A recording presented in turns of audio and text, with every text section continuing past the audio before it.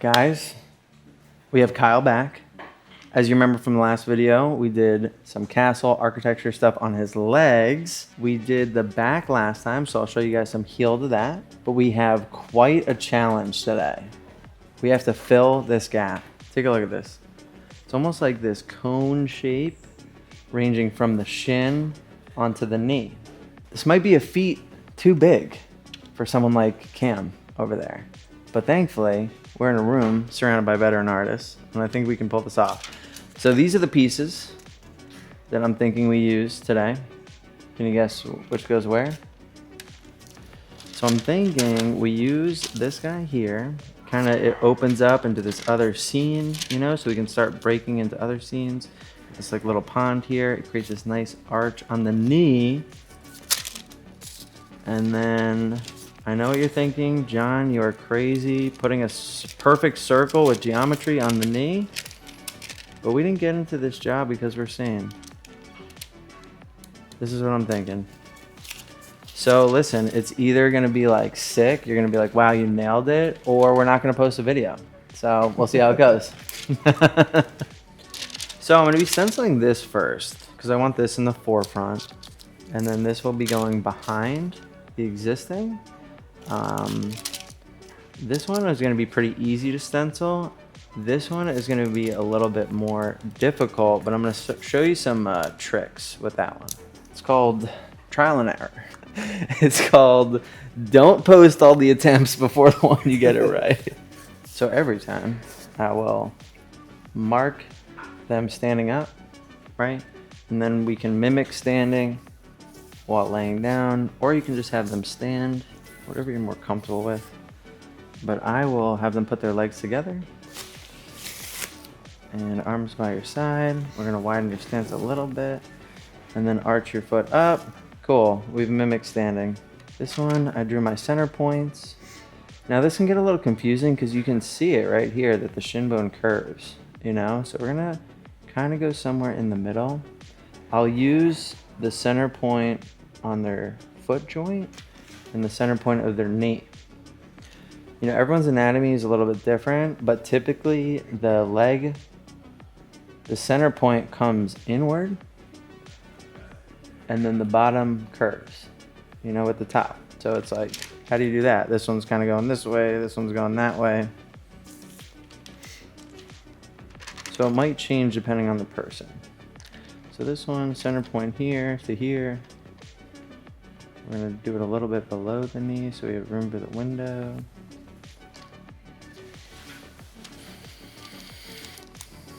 And it's okay to move your stencil or redo it. I mean, that happens to me all the time.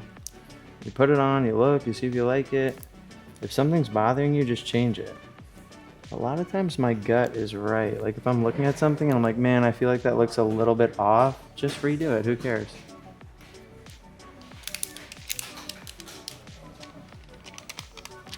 Especially if you don't pay for your own supplies, like if the shop pays for it, who cares, right? Use it up, that's what it's there for. Unfortunately, I pay for it, so. Cool, so that's on there, so now we're gonna check it. How do we check it? We're gonna have them stand up. I really want this window centered, and it's creating like a nice arch for his knee, right? It kind of goes with the natural flow, so I'm gonna put the window behind. So first stencil complete. So I'm applying the stencil stuff on there. And what I'm gonna do is I'm only applying it where I want there to be stencil. So see how I'm getting like close up to the other stencil. I let this dry, so there's no stencil stuff here. And that way, even though the image overlaps, the stencil won't. Something that is working in my benefit on this piece is some of the window is going to be cut off by this. So it gives me a little wiggle room on the stencil. And I'll show you why that will be beneficial for me. So obviously the knee is gonna warp the image, right? So I'll prep the image. I did it on this knee, but I'll show you on this one.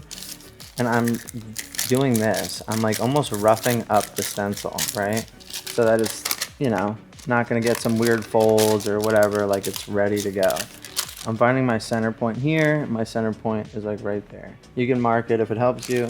So I'm gonna be placing that on the center. Other things, so this, you know, window, geometry, my center line is gonna be there. So some people will like fold it. You wanna like kind of create like a line for yourself. But you gotta think like, what are people gonna be looking at that on this to like define if it's done well or not? I think the first thing is gonna be that center. Like, is it center? You can do it off center, just make sure it's the same, you know, symmetrical on both sides. There's gonna be times like where it crinkles, you know, the knee's weird, it's got like indents. So I like to just have them laying down, it kind of flattens the knee. And then there's gonna be overlap down here. So if there's any imperfection in this, I'm gonna aim for it to be down here because that's hidden. If that makes sense. So I'm gonna line up my center point here. I'm gonna be patient with this. I'm gonna wait until the stencil stuff actually grabs the paper. So like it catches. And that way I know it's made its imprint. Cool, we're good. And now I'm gonna work on the other side. And I don't care if the other part lifts up on the other side because I've already given it enough time to stamp. I have like little cuts in there. How do you think we did, Nick? Pretty good. You think? 7 out of 10. That's pretty good. Most people will date 7 out of 10. I've never dated above a 4.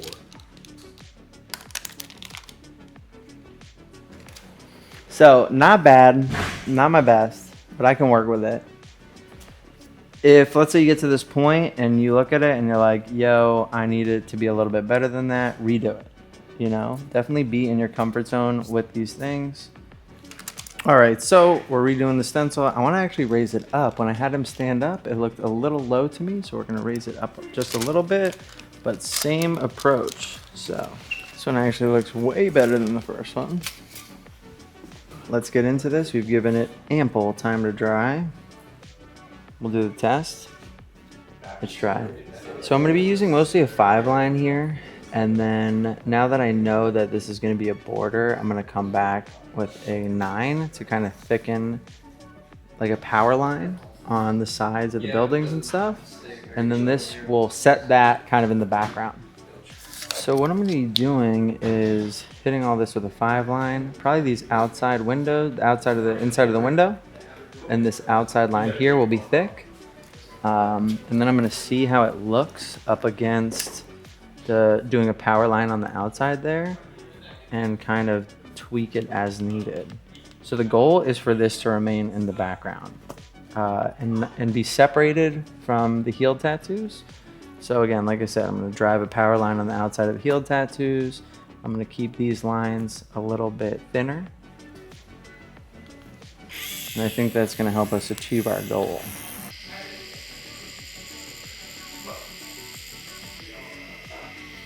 So the 5 is a very thin, small line. And I'm going to be coming back into these stones and like adding some detail and some cracks and stuff. So I like using a thin line because it won't get in the way of anything. Like if I want to make certain areas thicker or add some subtle details. I'm not like driving in a 9 or an 11 line that is super thick. So there's like some wiggle room with the 5.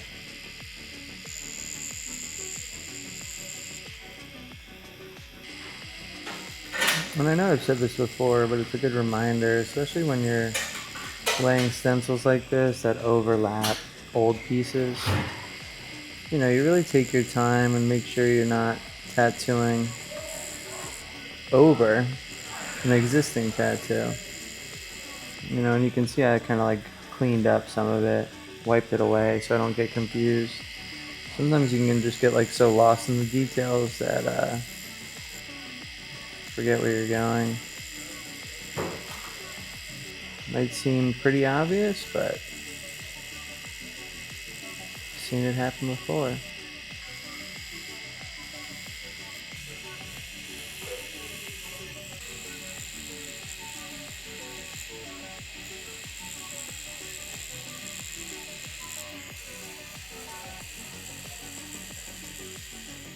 Cool. So on the first stencil, we got the lines in.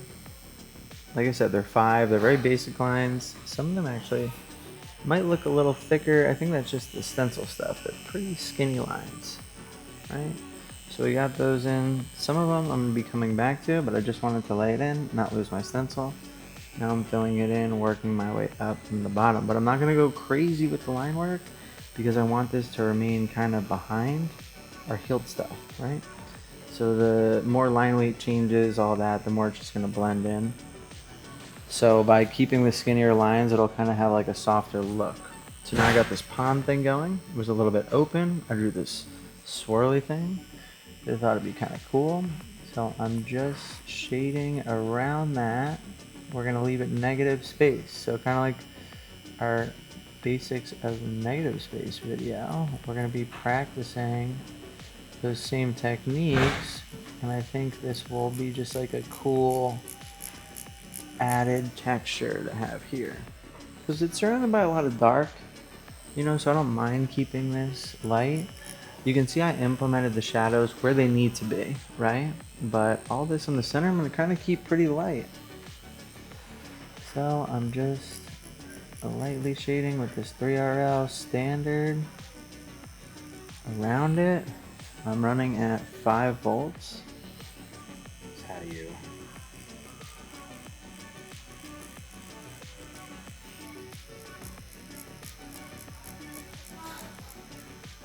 And I'm just hovering above the skin with this. I'm keeping it like really light. It looks way darker than it actually is. So what I'm gonna do is I'm gonna wipe this away so we can kind of see more of our true tone, like what we're working with. And what I'm gonna do is I'm gonna fade it into the center, meaning the things on the outside are gonna be a little bit darker. We're gonna kind of just do it row by row. So I'm flicking off these rocks. Doing the pick and flick. And this is just gonna add like a little bit of depth. It'd be like a cooler effect by having a little fade in there. And anything that's red or pink, it's gonna be negative. Sometimes it's easier to approach this by almost like a paint by numbers thing. So I went over the whole thing once. Now the most outer I went over twice. I'm gonna do the next one again. So the 2 outer I've gone over twice, so we can look at them as like a 2. I think I'm gonna do that pretty much like halfway. So all this will get a second pass, so that'll be at a 2.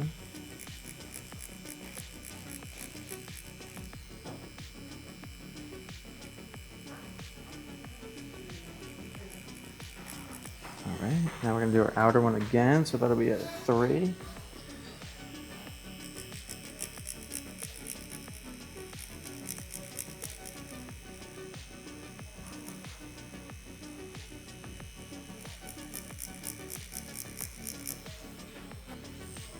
Now I'm actually using a black. So we bumped up our tone a little bit, but it's still the 3rd pass. I'm cross-hatching it a little bit to avoid showing the same direction. You could start to see a fade occurring here. And we're gonna wipe away, we're gonna check back. Cool. So you can see when I wipe away that it's like really not as dark as it looks because I'm hovering, so the ink is just kind of sitting on top of the skin there. But we've talked about how that can be beneficial. It almost gives you a glance into what it would look like if you went that dark. Cool, so we're almost there. I'm liking what I'm seeing. I'm just gonna darken up the outside a little bit. So the outside's at like a 4 now. This one's at a 4 on this side. I like that it's still pretty light. This one kind of comes out a little bit, so just that outer part I'll include in the fade. Nice. Cool, and then I'm gonna come back. I want this like black where it touches these rocks.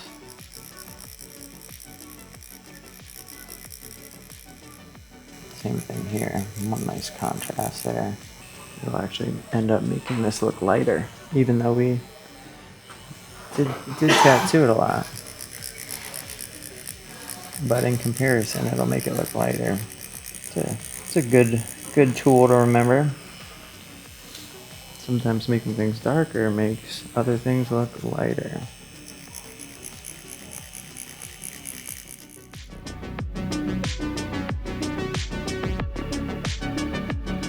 So these archways are dark, right? So I'm gonna do those first, and then I'm gonna lightly shade this.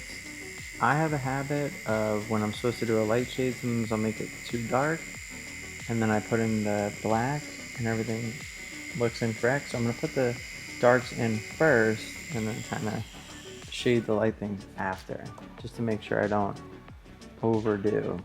So I'm gonna get those filled back in, and then we will check in on the light shades on everything around it.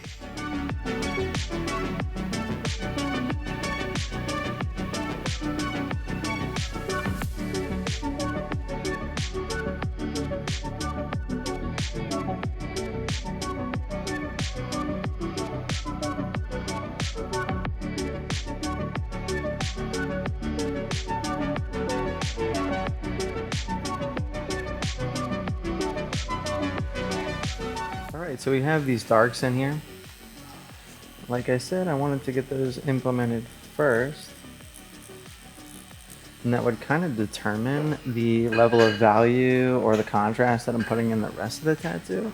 For me, it's a little easier to work with the light tones when I have the dark tones already implemented. So it's like I have my reference. Sometimes it can be a little bit more challenging doing it the other way around, because you might overdo your light tones and end up making them too dark. So now that I have the dark tones in, I can see how they align with the light tones. Just makes it a little easier for me. So I ended up going with like a big fade. So I'd say like half of this is black, half of this is just dark gray. And then I have, you know, some kind of like rock formations on the side here. And as they come away from the dark, they'll get lighter, right? Because then our light source will be able to hit them. So these rocks out here, I'm not going to shade in as much, but as they get closer to our fade, like these will be dark.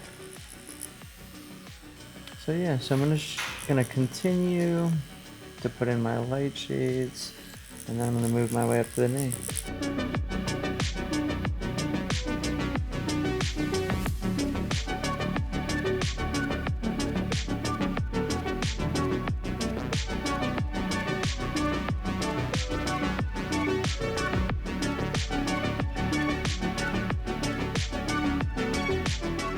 Alright, we're making some progress here. As you can see, I'm kind of like lining everything out. This is a stencil I really do not want to lose, especially after the effort that went into getting it on the skin. So I'm kind of starting with these like little black accents, these little triangles that are everywhere.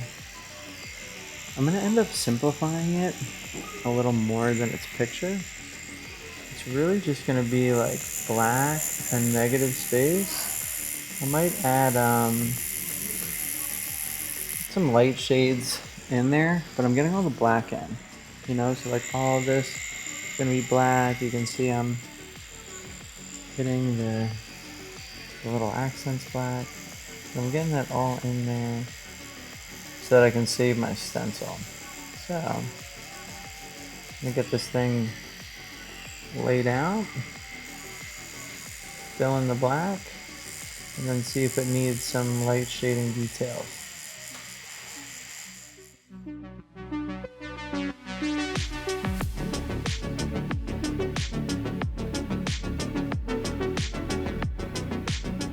So you can see I laid out the structure of the piece.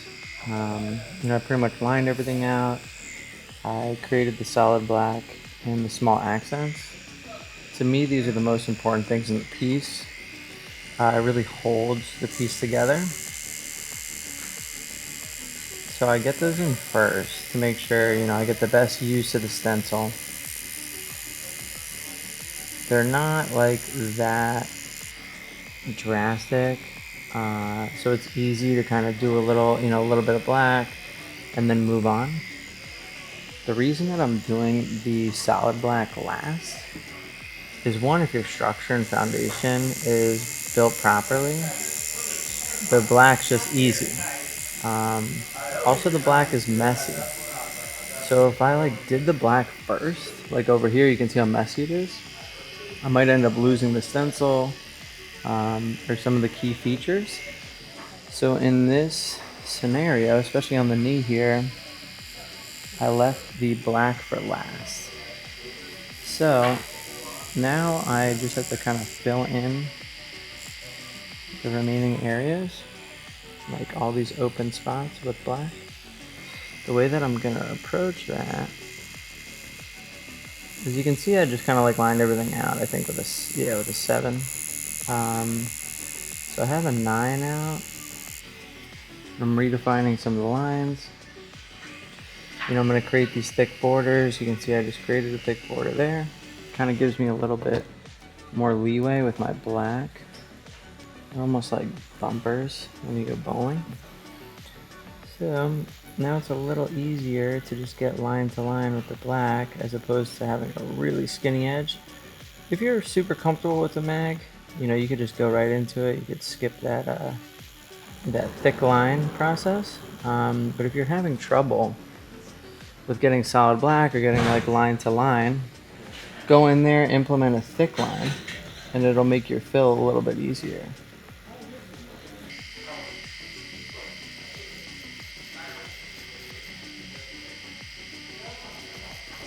So I'm going to be moving my way up the knee, really just getting the solid black in there. That will complete the solid black portion of the tattoo, and at that point I will decide if we're just going to leave the remainder open or if I'm going to put some light grays on the skin that's left. But just like with the other piece, we're going to get the black in there first, take a look, evaluate what's left, and kind of make a game plan from there. I want to make sure there's a decent amount of negative space with this tattoo because we are on the knee.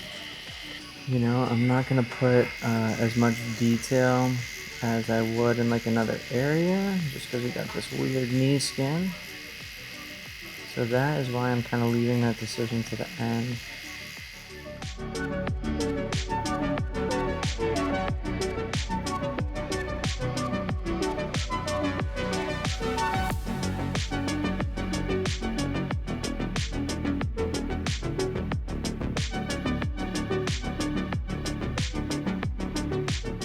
We are at the end of the day. We definitely earned it today. I mean, these are no joke, especially when there's a lot of black involved.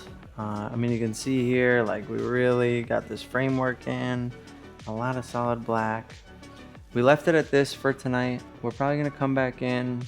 We're definitely gonna add some light framework around this, almost like how this is light here, to break up some of this black, because it is a lot of black. But I wanted to get in, get out on this today. So very happy with this. Again, we'll be adding exterior of the frame to kind of hold this window. Also, if I'm in a position like that, I like to get the black in just in case, it needs some touch-ups or anything like that. When we come back in later to do the outer rim of this, I'll be able to check it really nice, see if there's any spots missing. And then down lower, really, in my opinion, this couldn't have come out any better.